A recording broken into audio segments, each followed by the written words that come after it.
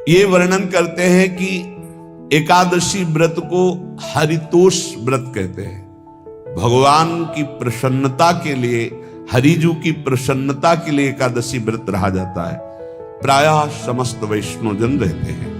जो रसिक जन प्रियाजू के चरणों के अनन्य हैं, उनका एक ही व्रत है, श्यामा श्याम की 8 पहर उपासना करते हुए अपने मन वृत्ति को श्यामा श्याम में समर्पित करना। यहाँ ज्ञान ध्यान व्रत कर्म जीते सब काहो में नहीं मोहि प्रतीति, रसिक अनन्य निशान बजायो एक श्याम श्यामा पद प्रीति। पर जो एकादशी व्रत रहते हैं परम धन्य हैं, वो हरितोष व्रत है। अब एकादशी व्रत का नियम क्या है और कैसे एकादशी व्रत का फल मिलता है, कई बार चर्चा हुई। बहुत सुंदर तस्मा शास्त्रम प्रमाणम थे, शास्त्र प्रमाण के अनुसार श्री सनातन मुनि बोल रहे हैं, अथ ते नियमान वच्मि व्रते ह्रस्मिन् दिनत्रये, कास्यम मानुषम मसूरान्नम चणकान को द्रवास्तथा, शाकम मधुपरान्नम च पुनर्भोजन मैथुने, दशम्याम 10 वस्तूनि वर्जयेत वैष्णवः सदा। जिसे एकादशी रहनी हो और एकादशी का फल प्राप्त करना हो, उसको ये नियम पालन करना चाहिए। अथ ते नियमान वच्मि व्रते ह्रस्मिन् दिनत्रये, उसको 3 दिन, एक तो दशमी और एक द्वादशी और फिर बीच में एकादशी, उसको 3 दिन संयम में रहना होता है, तब बीच की एकादशी का उसे फल प्राप्त होता है। जिसे एकादशी व्रत रहना हो, उसका नियम है कि दशमी के दिन कांसे के पात्र का त्याग करें। वैष्णव सिद्धांत है कि कभी जिसमें मांस बना उस रसोई का भोजन न ग्रहण करें।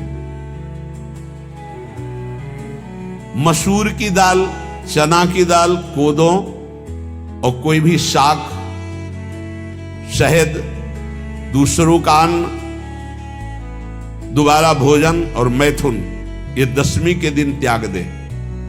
एक बार दशमी के दिन भोजन करे 24 घंटे में, क्योंकि एकादशी रहना है।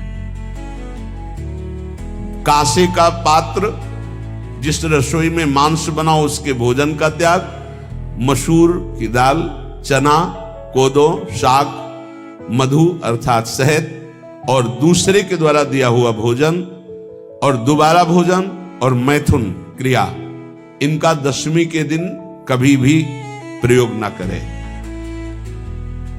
इन 10 वस्तुओं से वैष्णव दूर रहे दशमी के दिन। फिर एकादशी के व्रत में, ये पीछे तो हम वर्णन कर ही चुके हैं, कहीं नहीं आया यहाँ कुटू का कचौड़ी पकौड़ी और सिंघाड़ा का हलवा और ये दुनिया के खीर और सब। एकादशी के दिन किसी भी तरह की गेम आदि क्रीड़ा ना खेले। जैसे अब आज व्रत है तो बैठे हैं अपना मोबाइल में गेम खेल रहे हैं, ऐसा कोई भी क्रीड़ा नहीं। द्वैत क्रीड़ा, किसी भी तरह का गेम, ये सब खेल नहीं।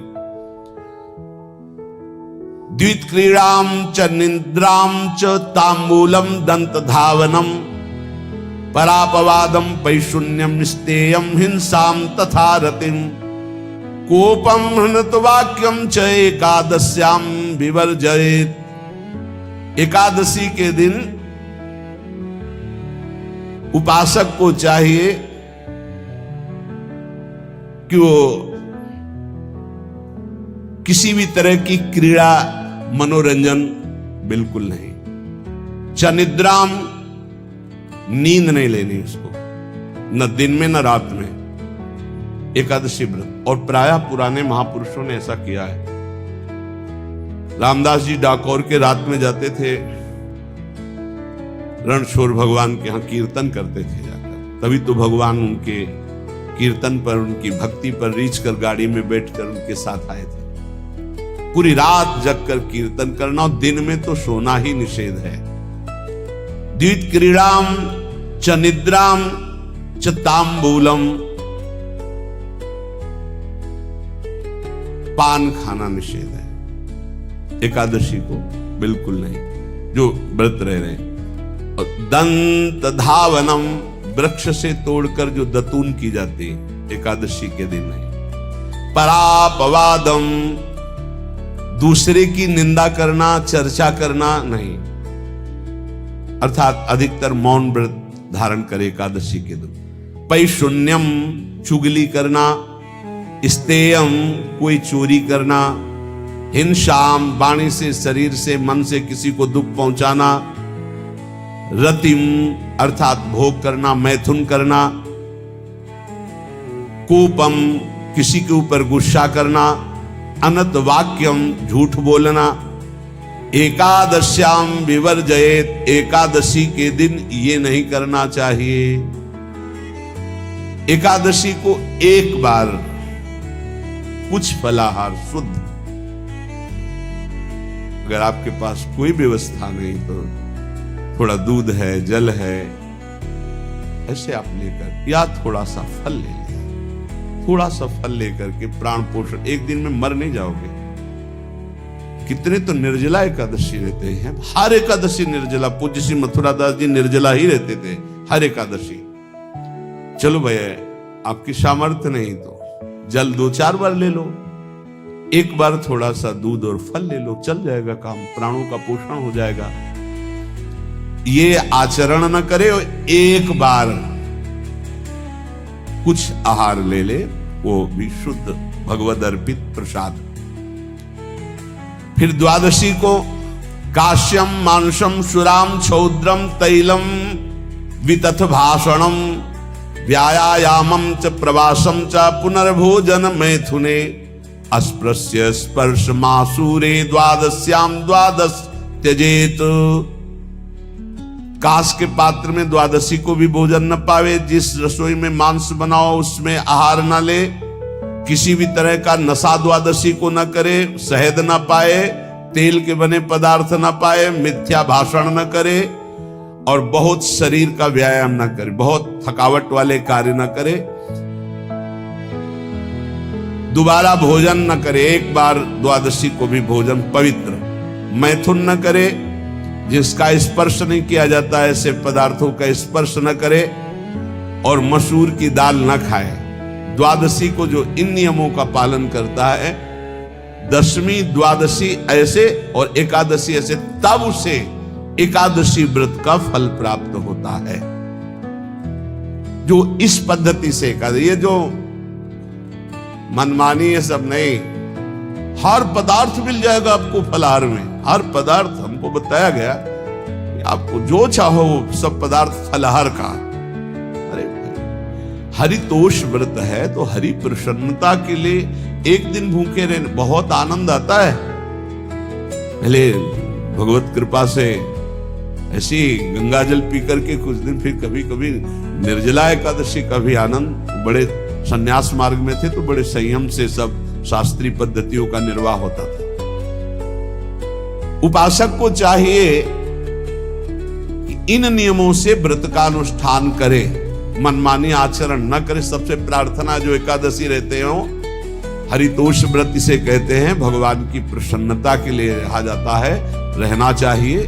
जो अपनी आचार्य परंपरा में हैं जैसे, जिनका सिद्धांत है, पर रहने का सिद्धांत ये श्री सनत कुमार जी वर्णन, श्री सनक जी महाराज, ये सनत कुमार जी वर्णन की।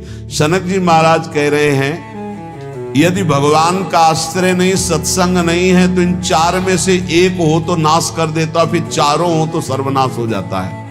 यौवनम धन संपत्ति प्रभुत्व विवेकता एकैपमप्यनर्थाय किमु यत्र चतुष्टयम। यदि सत्संग नहीं है, यदि भगवद आश्रय नहीं है, और खूब धन हो, जवान अवस्था हो, बढ़िया पद मिला हो, प्रभुत्व चलता हो और अज्ञान हो, फिर क्या कह रहा है?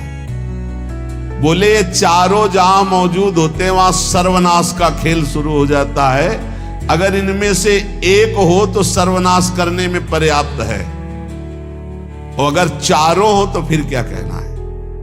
यौवनम, जवान हो, धन संपत्ति, खूब रुपया पैसा हो, प्रभुत्व, कोई पद हो, कोई अधिकार हो बड़ा, फिर अविवेकता और अज्ञानी हो तो बोले एक नाश कर देगा, फिर चारों तो नाश ही कर देंगे।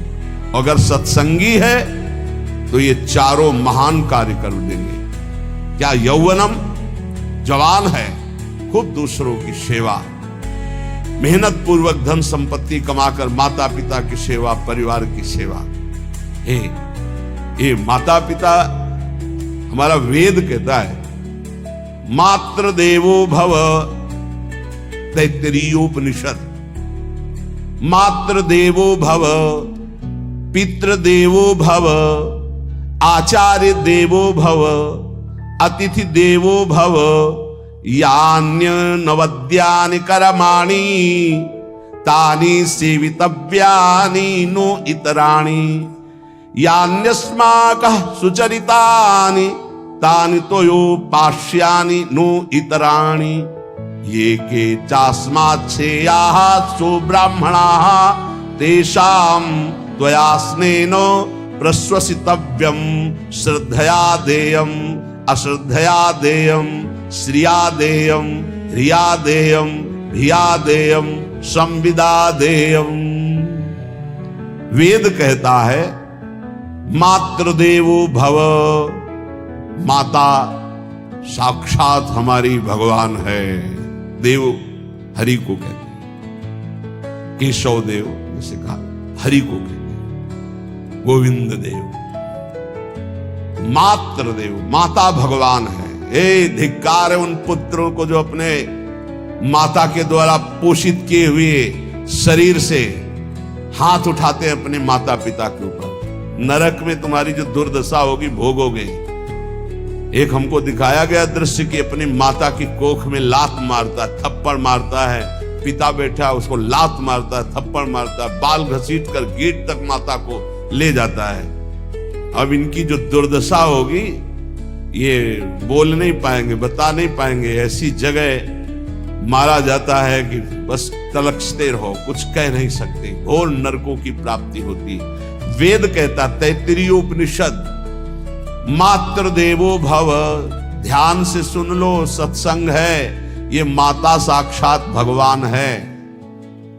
अगर तुमने मारा वाह भर करके इसके आंसू गिरे, जितने आंसुओं की बूंद से भूमि के कण भींजेंगे उतने कल्प तक नरक भोगोगे। ध्यान रखना, तुम्हारा कभी यश, कभी कीर्ति, कभी श्री, कभी हिरी, ये कभी तुम्हारे उदय नहीं हो सकती। तुम्हारा सर्वनाश हो जाएगा अगर मां पे हाथ उठाया। पितृदेवो भव, पिता साक्षात भगवान है। देखो भगवान अवतरित हुए तो प्रात काल उठी कै रघुनाथा, मातु पिता गुरु नावहि माथा। आचार्य देवो भव, माता साक्षात भगवान है, पिता साक्षात भगवान है, आचार्य गुरुदेव साक्षात भगवान है। जो अपनी माता को, अपने पिता को दुख देता है, अपने गुरुदेव की अवहेलना करता है, उसका कभी मंगल हो सकता है? वो कभी सुख प्राप्त कर सकता है? वेद कहता है जो निर्दोष कर्म करते हुए धन कमाकर, कैसा कर्म? निर्दोष कर्म करते हुए धन कमाता है और उस धन से अपने बूढ़े माता पिता और गुरुजनों की सेवा करता है, जीवन धन्य है। धिक्कार है उस पुत्र को, धिक्कार उस जवानी को, धिक्कार है उस धन को, धिक्कार उस बुद्धि को जिसको ये सब प्राप्त होने पर भी अपने बूढ़े माता पिता को दर दर के भटकने के लिए विवश कर देते हैं, जो अपने बूढ़े माता पिता को कष्ट देते हैं। जहां वेद कह रहा है मातृ देवो भव, पितृ देवो भव, आचार्य देवो भव, अतिथि देवो भव, चारे बातें कही। अतिथि देवो भव, अगर बिना परिचय के कोई आ गया, कह रहा भूखा हूं, भोजन पवा दो, भगवान पधारे हैं, हम कह रहे मत अंदर आने दो, गेट के बाहर पवा दो, तुम्हारा संशय, पर उसे भूखा मत जाने दो। अतिथि देवो भव, जो निर्दोष कर्म करके अर्थ कमाकर अपने माता पिता गुरुजनों की सेवा करता है, उसी का जीवन है। पशुवत आचरण, मनुष्य शरीर प्राप्त करके राक्षस आचरण, राक्षसों की यही पहचान होती है। माँ नहीं मातु पिता नहीं देवा, साधुन ते करवा वही सेवा। तुम्हारे जो पुण्य है ना सब भस्म हो जाएंगे, आप खिलवाड़ मत समझो। वो विरक्त है, भले तुम्हें नौजवान दिखाई दे रहा है, वो शरणागत है। जो आचार्य ने मंत्र दिया वही गुरु परंपरा से चला रहा, वही मंत्र उसमें आप उसको बोल रहे हमारे लिए कुर्सी डालो, पैंट शर्ट पहने हो कुर्सी डालो।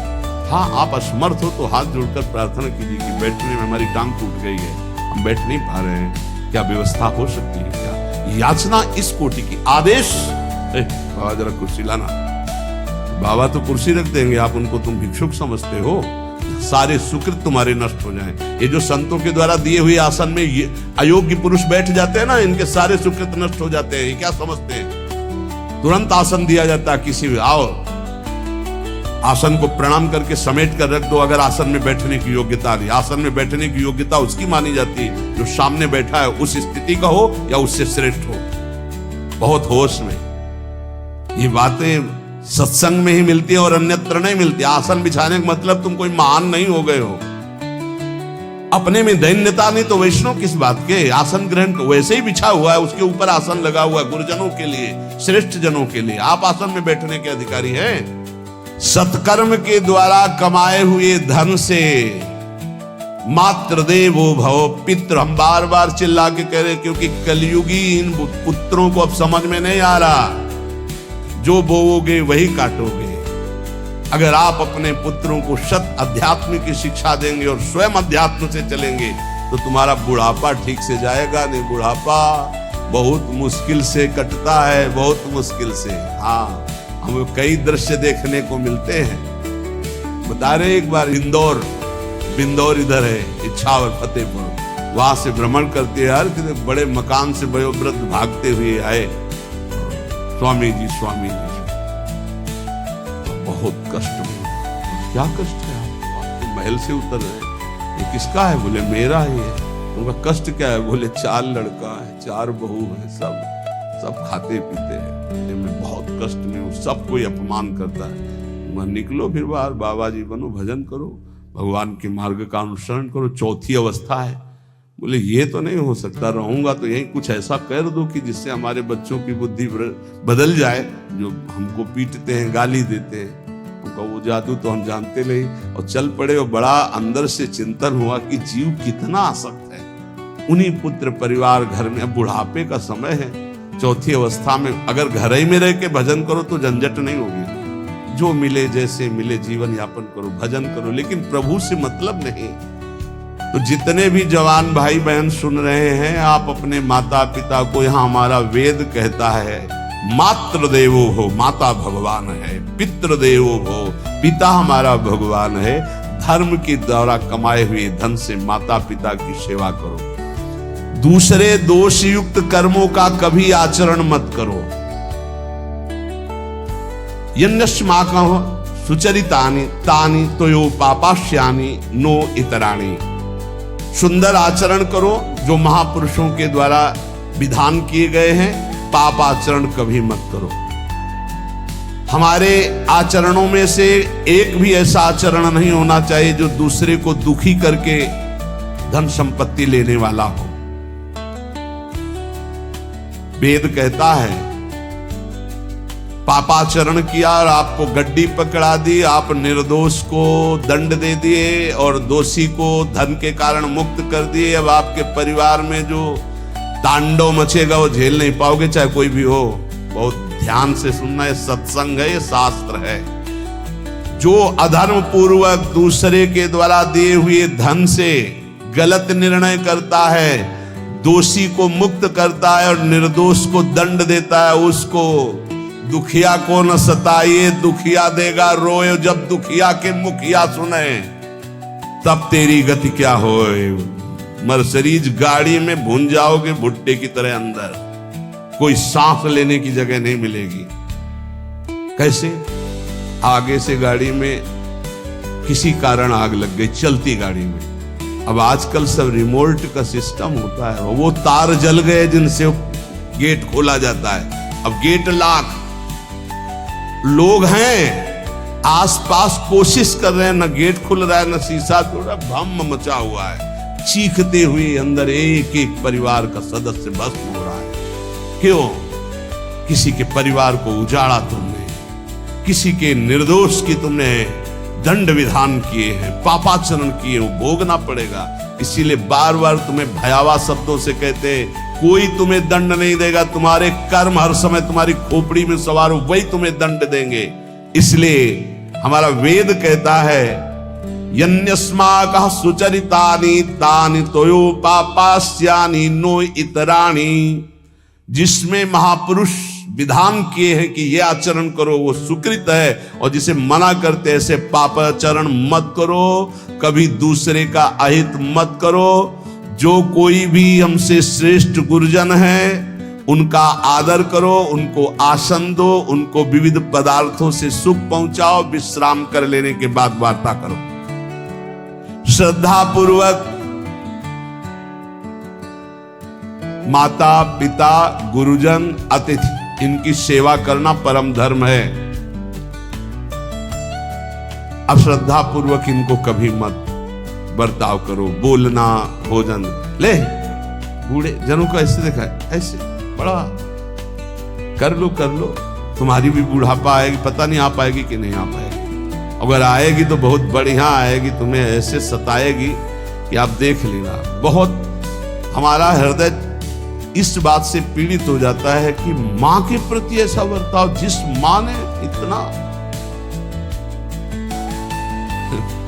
पिता की क्षमता से हजारों गुना बढ़कर माता का प्यार होता है।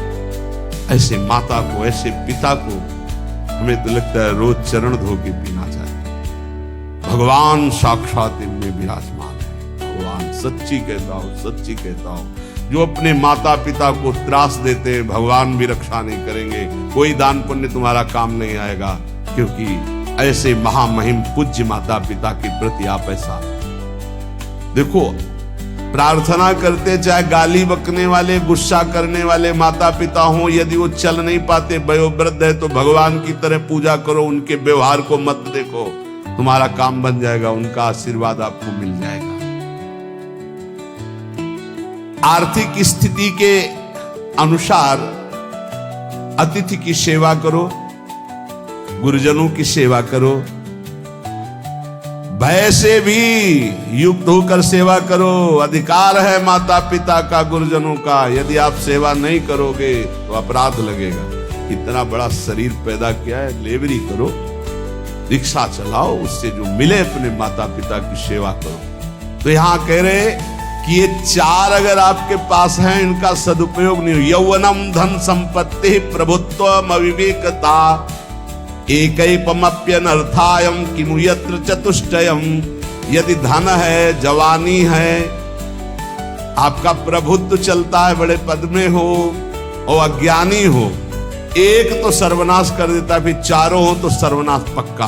और यदि कहीं भगवान का आश्रय मिल जाए, संत जनों, तो ये परम मंगलदायक है। अविवेक विवेक में बदल जाता है।